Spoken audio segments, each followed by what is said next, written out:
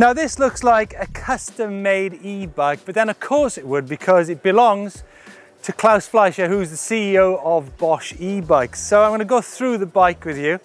It's a KTM underneath the wrapping, 160mm travel, but there's a load of really nice detail on this bike, kind of specific e-bike components. Starting off with the SQ Lab seat. Now, because e-biking requires a different kind of style and technique to conventional bikes, this has been specifically made because you spend more time in the saddle and you really need to get the grip down on that rear tire. So there's a nice bit of flex in there for when you climb in, and you can get custom-made seats to the size of your bum.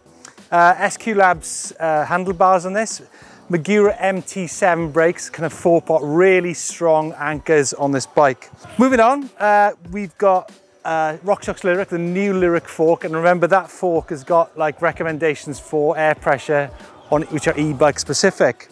170mm travel. Right, what wheels is Claus riding on? Well, he's got a 35mm DT Swiss hybrid wheel set on here, and interestingly, both the frame and the wheels are alloy because he's gone for reliability on his e-bike.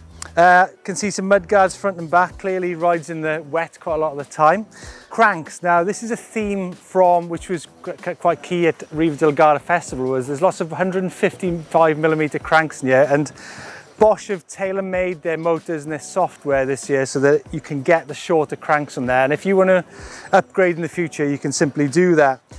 He's a flat pedal man, quite interestingly, so we've got a big chat about that. Claus, let's go through this bike. I mean, first of all, you've chosen, it looks like a KTM, right? It's a KTM frame, yep.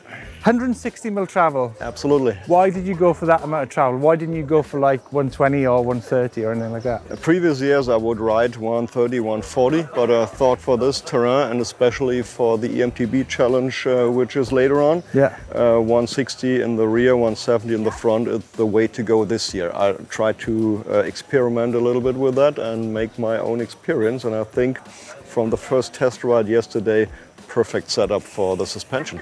So looks like there's some really special parts on this bike. First up, the SQ Lab seat. Now this, I mean, we're seeing a lot of e-bike specific components here in Garda. This is interesting, right? Yeah. What's going on here? So if you ride uphill on an e-mountain bike, you typically want to sit on the saddle to have traction on the rear wheel. You're not standing in the pedals, on the pedals like on a normal mountain bike. And with that, you have your weight on your seat bone, and you want to have the saddle supporting your movement of your hips, and this saddle does it perfectly.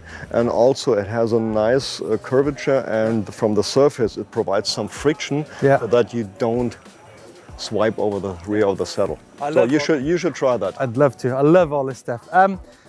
Wheel-wise, that's a custom. That's the DT Swiss hybrid wheels. Right? Hybrid 35mm with a new ratchet and robust design inside to cover the power of the motor. That's an alloy wheel set, right? It's the alloy wheel set. So you've gone for an alloy frame and an alloy wheel set. Yeah. Any particular reason for that? You didn't. Robustness.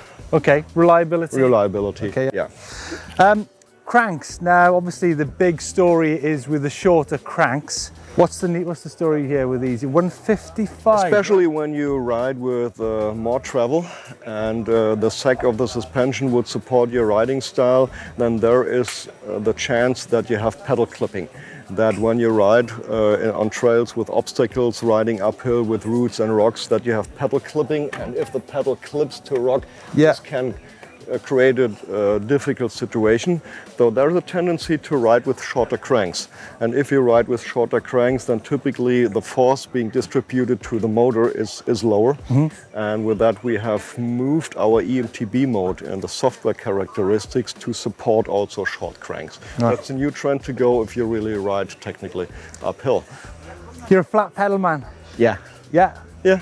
So that's always the case? You don't ride kind of clips? Like 5-6 years ago, being with Stefan Schlee on La Palma, Canary Islands, I was the only guy with click pedals. Yeah. Not much fun in that group, so he converted me to flat pedals. So you think it's definitely the way to go? For trail riding, absolutely. Okay. Now, you've got a couple of mud guards on there. Obviously, you're quite used to riding in the wet.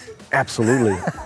Especially with the new Magic Mary in the front and the rear. Yeah. They have so much trip also on wet routes, and we ride a lot in mud. Yeah, and just so a few component parts. New Lyric fork, obviously. 170mm. Yeah, love it. SRAM EX1.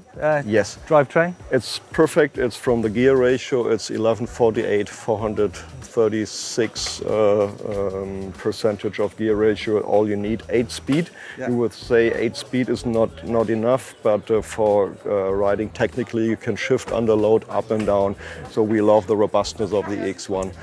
Obviously, you got the big, powerful Magura MT7 brakes on there. Yeah, I needed something in neon yellow, so the Raceline is the way to go, and there's enough stopping power for my weight anyway. And what's this black stuff over the frame here? I thought I love it clean and black, so we wrapped it to have the more neon colors a little bit more shiny, so yeah. Just for the looks. So that's a wrap? It's a wrap. Yeah, great. Thanks, Klaus. Thanks, Steve. Cheers. Fun.